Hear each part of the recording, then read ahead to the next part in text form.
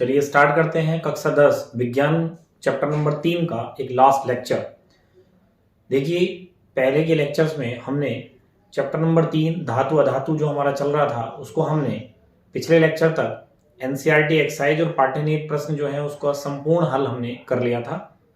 इस लेक्चर में हम चैप्टर नंबर 3 धातु अधातु के बहुविकल्पीय प्रश्न जो कि बोर्ड एग्जाम की दृष्टि से बहुत अधिक महत्वपूर्ण हो सकते हैं उनको हम आज करने वाले हैं। तो चलिए स्टार्ट करते हैं आज के पहले बहुविकल्पीय प्रश्न ऑब्जेक्टिव क्वेश्चन से, जो कि है निम्नलिखित में कौन अधातु है। तो देखिए ये तो आपको आवर्त सारणी से ज्ञान होना ही चाहिए। तो कौन अधातु है, तो देखिए यहाँ पर सोडियम धातु है, मैग्नीशियम धातु है, कैल्शियम धातु है, बस केवल एक ही अलग लग रहा है कार्बन। कार्बन एक अधातु होता है, तो पहले का बी आंसर सही है। निम्न में से कौन सा तत्व विद्युत का सबसे अच्छा चालक होता है, ये मैंने पिछले लेक्चर में आपको आंसर लिखाया था। चांदी उसका प्रतीक होता है एजी, तो एजी सबसे अच्छा चालक होता है। जबकि आप चारों ऑप्शन देखें तो ये चालक हैं, देखिए तांबा, कॉपर, एल्यूमिनियम और आयरन सारे चालक होते हैं, लेकिन सबसे अच्छा जो चालक होता है वो एजी होता है। बहुत एग्जाम में पूछा जाता है क्वेश्चन। क्वेश्चन नंबर 3, निम्न में से कौन सा उपधातु है। तो उपधातु जो धातु और अधातु दोनों के लक्षण दिखाता है। तो कैल्शियम पूरा धातु है, मैग्नीज धातु है, कार्बन अधातु होता है और जर्मेनियम क्या होता है, उपधातु। तो इसका ऑप्शन डी सही है। इसके बाद है पीतल क्या होता है, तो ये भी पिछले लेक्चर में आया था। पीतल एक मिश्र धातु होती है तांबे की। तो देखिए यहाँ पर अधातु नहीं होता, धातु नहीं होता, उपधातु नहीं होता, ये मिश्र धातु होता है। ठीक है, तो इसका भी ऑप्शन डी सही है क्वेश्चन नंबर 4 का। फिर निम्न में से कौन ऑक्सीजन से क्रिया नहीं करता। देखिए ऑक्सीजन से क्रिया वो नहीं करेगा जो सबसे कम क्रियाशील होगा, माने जिसकी क्रियाशीलता बहुत कम होती है, और सक्रियता श्रेणी में जो सबसे नीचे होगा वो सबसे कम क्रियाशील होगा, वो ही नहीं करेगा। इनमें देखिए गोल्ड है, तांबा है, जिंक है, पोटेशियम है। तो गोल्ड सबसे नीचे होता है, इसका प्रतीक एयू होता है। तो ये क्वेश्चन ऐसे ही पूछा जा सकता था कि इनके नाम ना देकर प्रतीक दिए होते, एयू, सीयू, जेडएन, पोटेशियम का के। तो इसका गोल्ड आंसर सही होगा, क्योंकि गोल्ड जो है, जो सोना है एयू, वो सक्रियता श्रेणी में सबसे नीचे माने बहुत कम क्रियाशील होता है, इसलिए वो ऑक्सीजन से क्रिया नहीं करता। तो ये आपका क्वेश्चन नंबर 5 का ए ऑप्शन सही है। तो इस प्रकार से ये आपके 5 क्वेश्चन कंप्लीट हो जाते हैं। इनको आप अपनी कॉपी पर नोट कर लीजिए। इसके बाद हम कुछ नए नेक्स्ट क्वेश्चन की बात करेंगे। क्वेश्चन नंबर 6 को देखते हैं। शुद्ध सोने को व्यक्त किया जाता है। तो ये भी मैं आपको देखिए इस चैप्टर के पहले के लेक्चर में बता चुका हूं कि सोने को जो शुद्ध सोना जो होता है वो 24 कैरेट का होता है, अर्थात जो 24 कैरेट है वो शुद्ध सोने की शुद्धता की माप होती है। तो शुद्ध सोने को किसमें व्यक्त करेंगे, 24 कैरेट, और ऑप्शन देखने की जरूरत ही नहीं है, 24 कैरेट। उसके बाद है क्वेश्चन नंबर 7, निम्न में से कौन आयनिक यौगिक है।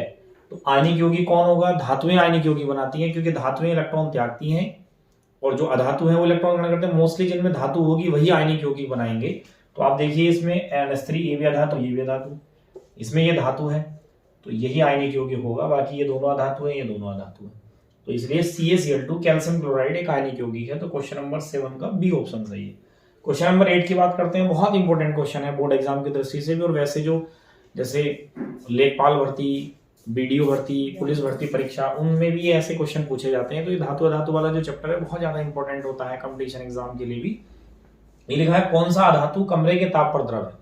अब बच्चे इस क्वेश्चन को पढ़ते हैं और सीधे वो बार आंसर लगा देते हैं। देखिए यहाँ पूछा है, ध्यान से देखिए, कौन सा अधातु कमरे के ताप पर द्रव है। कमरे के ताप का मतलब होता है कि जो सामान्य ताप होता है 25 degree centigrade, 27 degree centigrade something, तो उस ताप पर कौन द्रव अवस्था में है, लिक्विड रूप में मिलता है। तो ये अधातु पूछ रहा है। तो हमने ये देखिए पारा धातु होती है, तांबा धातु होती है, एल्यूमिनियम धातु होती है, तो ब्रोमीन ही एक अधातु है। इसका आंसर तो वैसे भी आपको मिल सकता था अगर याद ना भी हो, क्योंकि अधातु ही ब्रोमीन है और वह धातु ही पूछ रहा है।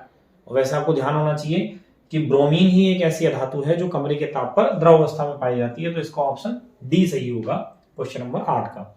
इसी के जैसा मैंने क्वेश्चन लिखा है, देखिए 9 नंबर पर, कौन सा धातु कमरे के ताप पर द्रव होता है। अब पूछा है धातु के बारे में कि कमरे के ताप पर द्रव है, तो मैंने इसके ऑप्शन भी देखिए वही रखे हैं सेम चारों। अब धातु पूछ रहा है कि कौन कमरे के ताप पर द्रव धातु है, तो वो पारा होगा, क्योंकि ये भी द्रव रूप में है लेकिन ये धातु है। तो इसलिए क्वेश्चन नंबर 9 का ए ऑप्शन सही होगा। क्वेश्चन नंबर 10 की बात करें, सीसा और टिन। सीसा मतलब सीता एक धातु होती है, इसे हम लेड भी बोलते हैं। इसका प्रतीक क्या होता है, Pb, और टिन का क्या होता है, Sn। तो इन दोनों को अगर आपस में मिलाएं, समांगी मिश्रण बनाएं तो मिश्र धातु बनती है। इनकी मिश्र धातु को क्या कहते हैं, तो उसको आपको ध्यान रखना पड़ेगा, उसको सोल्डर बोलते हैं। माने लेड, सीसा और टिन माने Sn की मिश्र धातु जो होती है वो सोल्डर कहलाती है। तो इस ये जो 5 क्वेश्चन है 6 से लेकर 10 तक, इनको भी आप अपनी कॉपी पर नोट कर लीजिए। बहुत आज की इस लेक्चर में देखिए कितने इंपॉर्टेंट और इजी से क्वेश्चन है। बहुत मैं कोशिश करूंगा कि आपको ज्यादा से ज्यादा बहुविकल्पीय प्रश्न लिखाऊं, जिससे कि बोर्ड एग्जाम में आपको इन्हीं क्वेश्चन में से मिल जाए। और बाकी जो प्रतियोगी परीक्षाएं हैं उनके लिए भी ये बड़ा इंपॉर्टेंट लेक्चर होने वाला है, तो इसको आप बहुत अच्छे से नोट कर लीजिए। बात करते हैं क्वेश्चन नंबर 11।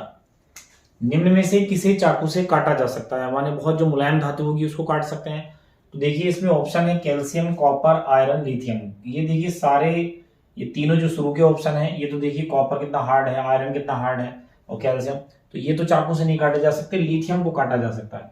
और अगर मान लीजिए लिथियम ना होकर सोडियम ऑप्शन होता तो सोडियम, तो लिथियम और सोडियम ऐसे धातु हैं जिनको आप चाकू से काट सकते हैं। तो यहाँ लिथियम ऑप्शन था तो लिथियम पर टिक किया, तो पहले 11वें का डी ऑप्शन सही है। इसका क्वेश्चन नंबर 12 की बात करें, सिलिका क्या है? देखिए सिलिका का फॉर्मूला SiO2 होता है एक्चुअल में, ठीक है ना। तो देखिए ना तो ये धातु है, ना अधातु है, ना उपधातु है, तो इसमें अधातु ऑप्शन है, धातु है, उपधातु, इनमें से कोई नहीं। ये तो एक यौगिक है ना, तो फिर इनमें से ऑप्शन क्या होगा? इनमें से कोई नहीं। तो क्वेश्चन नंबर 12 का भी डी पार्ट सही है। क्वेश्चन नंबर 13 की बात करें, धातु के ऑक्साइड प्रायः कैसे होते हैं? तो इसको मैंने याद करने के लिए आपको बताया था कि आपको पता भी है कि धातु जो है इलेक्ट्रॉन त्यागते हैं, और जो इलेक्ट्रॉन त्यागते हैं वो क्षारीय प्रवृत्ति के होते हैं। और याद करने के लिए ऐसे भी कहा था कि अ से अधातु, अ से अम्लीय, तो अधातु के जो ऑक्साइड है वो अम्लीय होते हैं, तो फिर धातु के ऑक्साइड कैसे हुए? क्षारीय प्रकृति के। तो क्वेश्चन नंबर 13 का ए ऑप्शन सही होगा, क्षारीय प्रकृति के धातु के ऑक्साइड होते हैं। इसके बाद है क्वेश्चन नंबर 14, सल्फाइड अयस्कों का सांद्रण किस विधि द्वारा करेंगे? देखिए सल्फाइड अयस्क का मतलब है कि ऐसे अयस्क जिनमें सल्फर की अशुद्धि होगी, और सांद्रण का मतलब होता है कि सल्फर की अशुद्धियों को उस अयस्क से कैसे हटाएंगे, कैसे अलग करेंगे। तो इसके लिए विधि होती है फेन प्लवन विधि। इसको डिटेल में आप 11th क्लास में पढ़ेंगे। इसमें क्या है कि जो अयस्क है वो झाग के रूप में, फेन के रूप में ऊपर तैरने लगता है, प्लवन माने तैरना, और जो अशुद्धियां होती हैं वो नीचे टैंक में बैठ जाती हैं। तो फेन प्लवन विधि द्वारा आप सल्फाइड अयस्कों का सांद्रण करते हैं। क्वेश्चन नंबर 14 का बी ऑप्शन सही है। क्वेश्चन नंबर 15 की बात करें, निम्न में कौन एल्यूमिनियम की मिश्र धातु है? जैसे मिश्र धातु के क्वेश्चन अभी इससे ऊपर भी आए हैं, तो उनमें से एक ऐसा है कि एल्यूमिनियम की मिश्र धातु, तो याद ही रखने का क्वेश्चन है, और ये होता है हिंडालियम।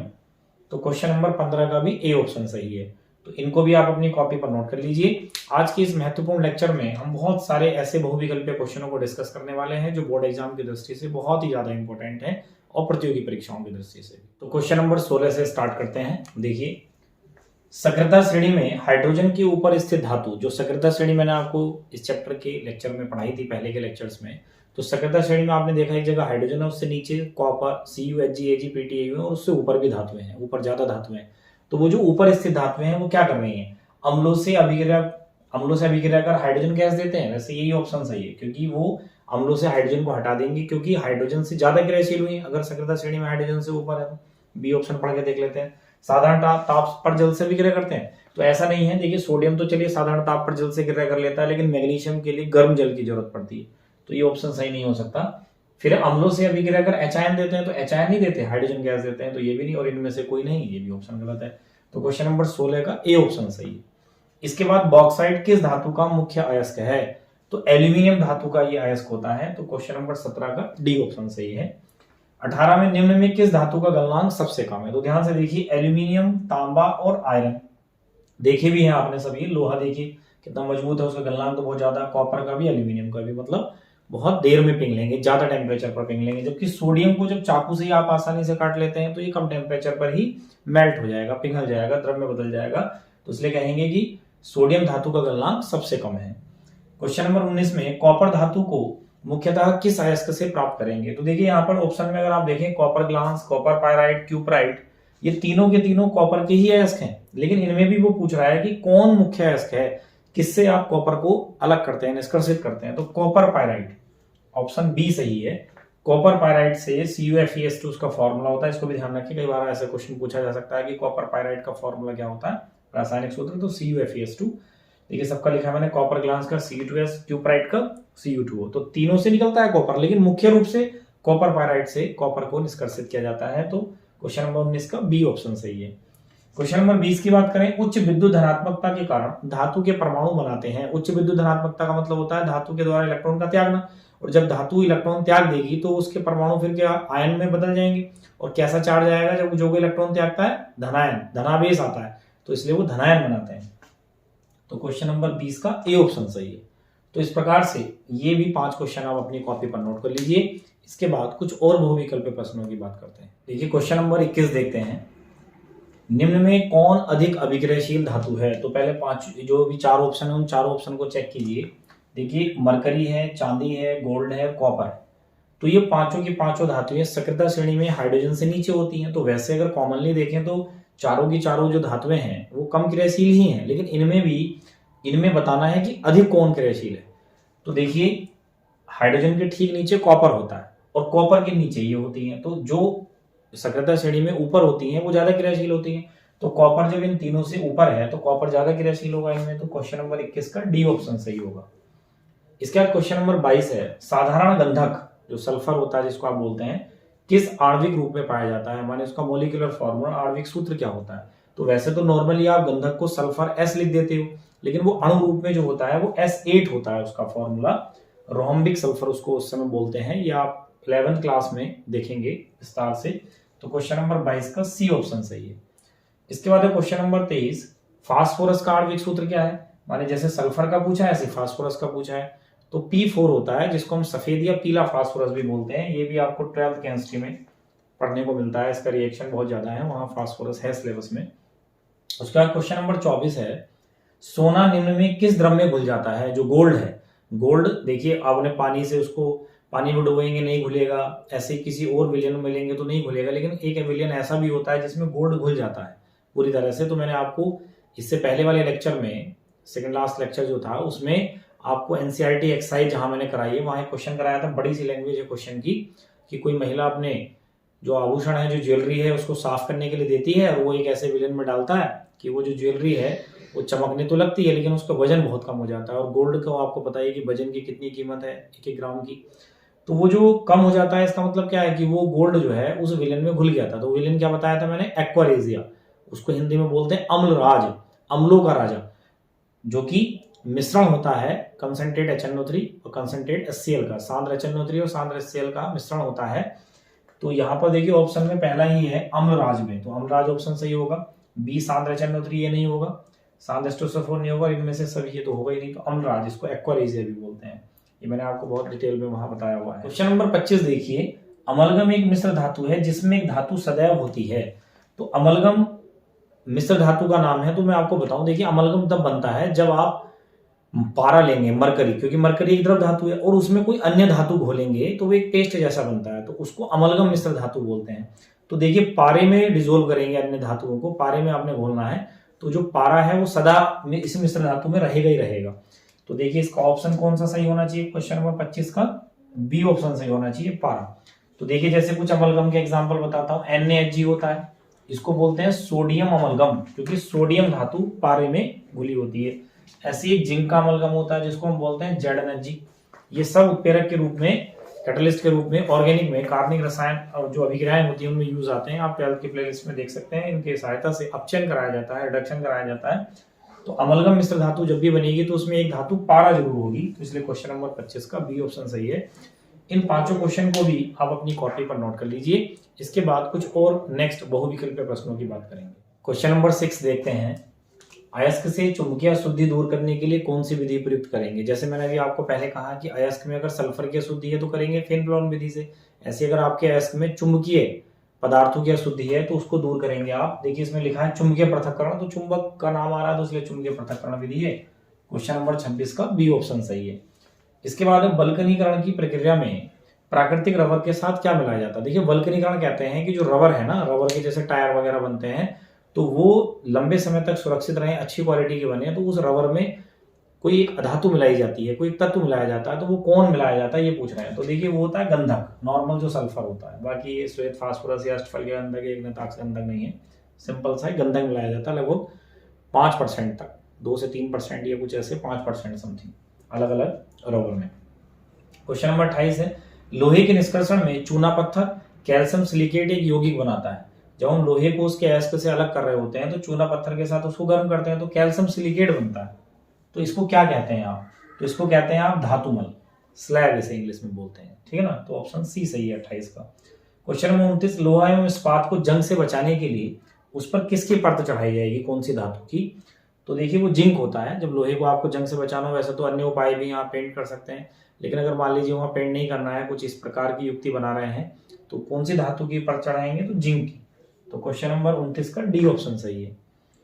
30 है, विद्युत अपघटनीय परीक्षण में अशुद्ध धातु का क्या बनाया जाता है। तो मैंने आपको बताया था ये जब मैं चैप्टर आपको पढ़ा रहा था, एनोड इसका बनाया जाता है, अशुद्ध धातु का एनोड होता है।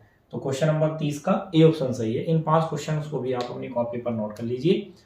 इसके बाद हम कुछ और नए नेक्स्ट बहुविकल्पीय प्रश्नों की बात करते हैं। क्वेश्चन नंबर 31 देखते हैं। एक्वारेजिया, जिसे हम रॉयल जल भी बोलते हैं या अम्लराज बोलते हैं, किस अनुपात में सांद्र HCl एवं सांद्र HNO3 का ताजा मिश्रण होता है। तो देखिए मैंने आपको चैप्टर में बताया भी था, 3:1 का मिश्रण ये होता है, क्योंकि एक्वारेजिया में सांद्र HCl होता है और सांद्र HNO3 होता है। तो सांद्र HCl लिया जाता है 3 भाग सांद्र HCl और 1 भाग लिया जाता है सांद्र HNO3। तो 3:1 का ये मिश्रण होता है। तो ऑप्शन बी आपका सही है, क्वेश्चन नंबर 31। ठीक है ना। क्वेश्चन नंबर 32, अपने शुद्ध रूप में धातु की सतह कैसी होगी। माने जब कोई धातु का संक्षारण ना हुआ हो, शुद्ध हो बिल्कुल, तब उसकी जो सतह है वो चमकदार होती है। ये उसकी परिभाषा का एक गुण भी है। फिर जो धातुएं कठोर सतह से टकराने पर आवाज उत्पन्न करती है, जैसे धातु टकरा जाए या धातु किसी फर्श पर गिर गई या किसी और कठोर सतह से टकराए तो कुछ आवाज आती है ना, जिसे हम धात्विक ध्वनि या सोनोरस बोलते थे। ये भी मैंने आपको चैप्टर पढ़ाते टाइम बताया था। तो इसे हम ध्वनिक या सोनोरस बोलते हैं। तो क्वेश्चन नंबर 33 का बी ऑप्शन सही है। 34 की बात करें, ये भी मैं पहले ही बता चुका हूँ। देखिए मोस्टली क्वेश्चन वही आ रहे हैं जो चैप्टर से तो उठाकर बनाए गए क्वेश्चन है, तो इसलिए पहले से बता चुका हूँ। 1 ग्राम सोना अगर आपके पास है तो कितना लंबा तार बना सकते हैं, क्योंकि आपको पता है धातुओं से तार बनाए जा सकते हैं, उनके इस गुण को तन्य कहते हैं। और पीट कर चादर बनाई जा सकती है, उसको आघात वर्धनीय कहते हैं। तो तन्य गुण तार खींचने के से संबंधित है। तो 1 ग्राम सोने से लगभग 2 किलोमीटर लंबा तार बनाया जा सकता है। माने सोने में बहुत ज्यादा तन्यता का गुण पाया जाता है। क्वेश्चन नंबर 34 का बी ऑप्शन सही है। क्वेश्चन नंबर 35 है, निम्न में कौन अधातु होते हुए भी चमकीली है। देखिए नॉर्मली जो धातुएं होती है वही चमकीली होती हैं, चमकदार सतह उनकी होती है, जो हमने यहाँ पर अभी 32 में देखा। जबकि अधातुएं जो है चमकहीन होती है, उनमें चमक नहीं होती। लेकिन एक अधातु ऐसी है जिसमें चमक होती है और वो है आयोडीन।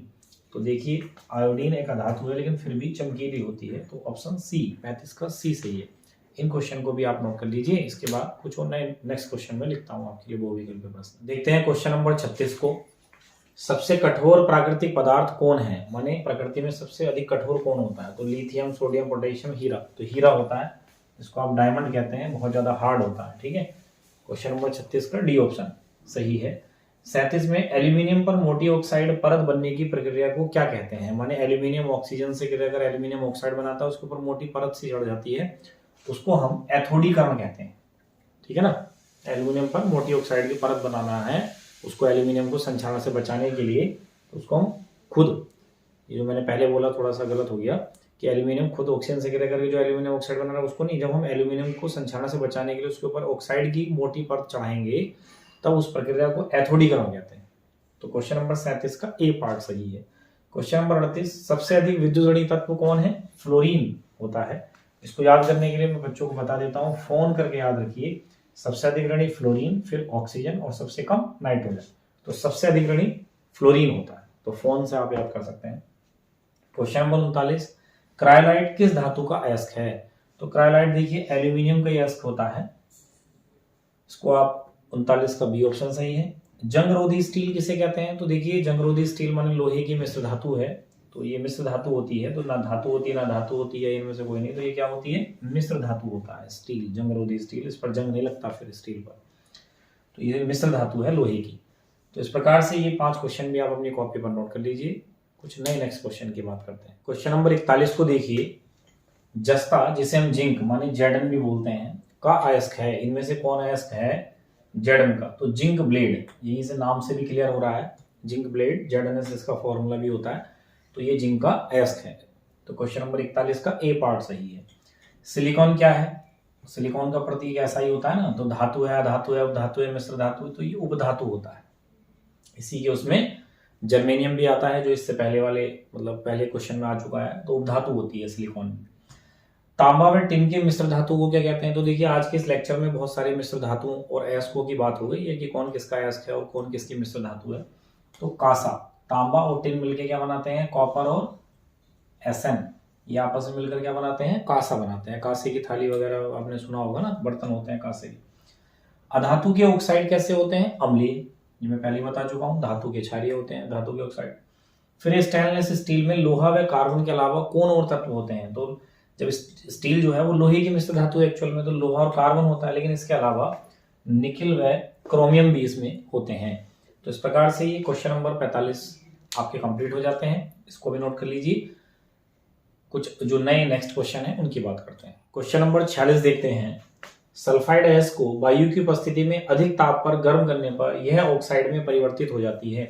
माने आपके पास मान लीजिए कोई सल्फाइड अयस्क है जैसे ZnO, इसको आपने ऑक्सीजन से रिएक्ट करा दिया।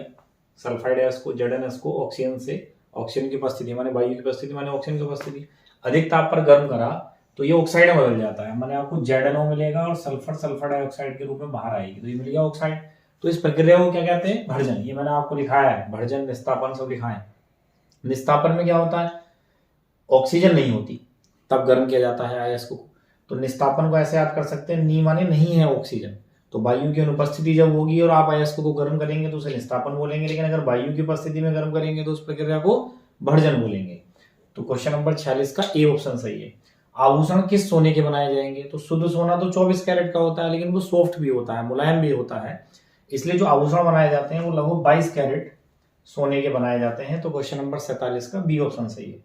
क्वेश्चन नंबर 48 है, गन मेटल का संयोजन क्या है। माने गन मेटल वैसे एक्चुअली मैं बता दूं लाल पीतल को कहते हैं, और इसे गन मेटल इसलिए कह रहे हैं क्योंकि जो बंदूक होती है, बंदूक की जो सब धातु होती है, जो बंदूक बनाने में धातु यूज होती है, उसको गन मेटल बोला जाता है। मिश्र धातु, सॉरी धातु बोल रहा हूं मैं। तो गन मेटल जो मिश्र धातु है उसका प्रयोग बंदूक का जो बाह्य आवरण है उसको बनाने के लिए किया जाता है। तो ये मिश्र धातु होती है, इसमें कॉपर होता है, टिन होता है और जिंक होता है। तो क्वेश्चन नंबर 48 का बी पार्ट सही है। क्वेश्चन नंबर 49 की बात करें, निम्न में कौन सी धातु लोहे का शुद्ध रूप है, तो पिटवा लोहा, पिटवे लोहे को लोहे का सबसे शुद्ध रूप कहते हैं। इसके बाद क्वेश्चन नंबर 50 है, कैलेमाइन अयस्क है जिंक का, तो ये भी जिंक का है। जिंक अभी से पहले आया था तो जिंक ब्लेड भी था उसमें ऑप्शन, तो वो जिंक ब्लेड भी जिंक का अयस्क होता है, और कैलेमाइन भी इंपॉर्टेंट क्वेश्चन है ये भी। तो देखिए इस लेक्चर में अब तक मैंने आपको 50 क्वेश्चन जो ऑब्जेक्टिव टाइप क्वेश्चन है, बहुविकल्पीय प्रश्न है, वो कंप्लीट करा दिए हैं। मुझे उम्मीद ही नहीं पूर्ण विश्वास है कि आपने ये सारे के सारे क्वेश्चन अपनी कॉपी पर नोट कर लिए होंगे। तो ये सारे महत्वपूर्ण क्वेश्चन बोर्ड एग्जाम की दृष्टि से बहुत ज़्यादा आपके एग्जाम में आने के वाले क्वेश्चन हैं। साथ ही जो प्रतियोगी परीक्षाएं होती हैं उनके लिए भी बहुत ज़्यादा इंपॉर्टेंट है। तो इस लेक्चर को आप बिल्कुल मिस नहीं करें, पूरा लास्ट तक देखें, क्योंकि देखिए इस लेक्चर में जितना भी मैंने आपको कराया है ये आपके बोर्ड एग्जाम और आने वाले एग्जाम की दृष्टि से बहुत ज़्यादा महत्वपूर्ण है। तो यहाँ पर इस लेक्चर के साथ ही हमारा कक्षा 10 विज्ञान का चैप्टर नंबर 3 धातु अधातु कंप्लीट हो जाता है। नेक्स्ट लेक्चर में न्यू चैप्टर स्टार्ट करेंगे, तो मिलते हैं नेक्स्ट लेक्चर में।